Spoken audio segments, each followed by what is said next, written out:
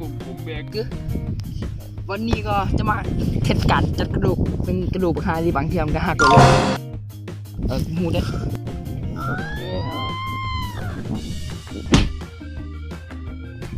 ซึ่งนี่คือคนไข่ของเขานอนลงม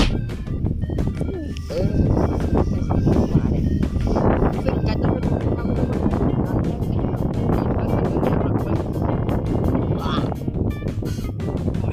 ยืดขาเลยตีเท่ากันแบบว่าแล้ว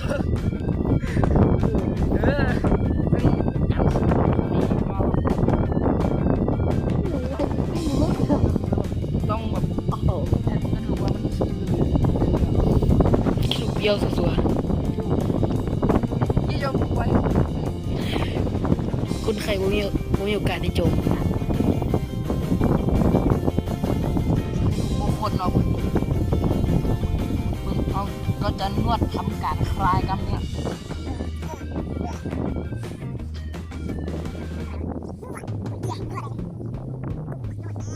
ลองเฮ็ดตอ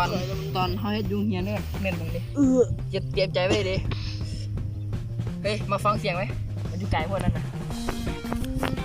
1 2 3ได้ยินป่ะจานที่ต่อไปคือเอวมา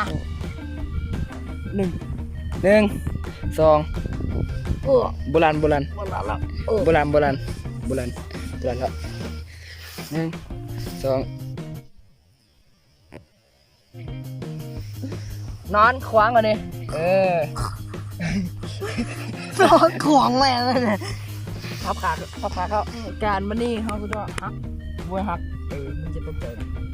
การทางวันนี้ก็คือเขาจะเน้นไปใส่แห้งเนาะการทุกคนที่ใส่ทุกคนที่จับติดนวดคลายกล้ามเนื้ออีกแบบนึงฟังเสียง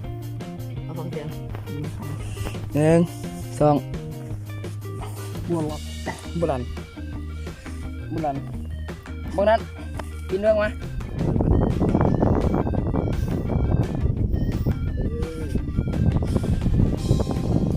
1 2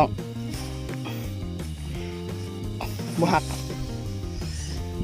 ลงอันนี้เขาจะมาหักส่วนอะไรโมเด็กสายกัดเฉย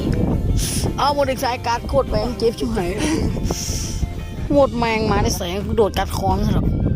เจ็บระบอกขันยนต์ยากแล้วเห็นอยู่บ้านมึงยังหนีกูแม่งไปบ้านมึงจะหนีกูซึ่งตอนนี้เขาก็กดตีคนไปแล้วต่อไปก็ไปเห็นบ้านหมดมาฟังเสียง1 2บุรันเลยได้ยินที่เสียงตดหนอจังวะนี่ซึ่งการทักษะบำบัดนี่ก็บริเวณละเอียดไปเลยเนาะซึ่งคนไข้ก็บ่ยอมให้เขียดอีกแต่เพราะว่าย่างกระดูกมันหักแน่นขัดคอมันบาดซึ่งคลิปนี้ก็จะคิดเทอร์นาดิสไพก็ไล่กระแสนี้หำใหญ่แน่นอนแบบเห็นไฟท้องมาดิซึ่งคนไข้เขาก็คือแบบเป็นอาการยอดนะเคยป่ะ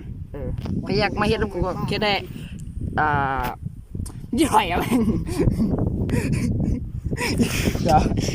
เป็นชั่วโมงละ8 ล้านบาทเนาะพยักมาก็มาได้เฉพาะผู้หญิงเท่านั้น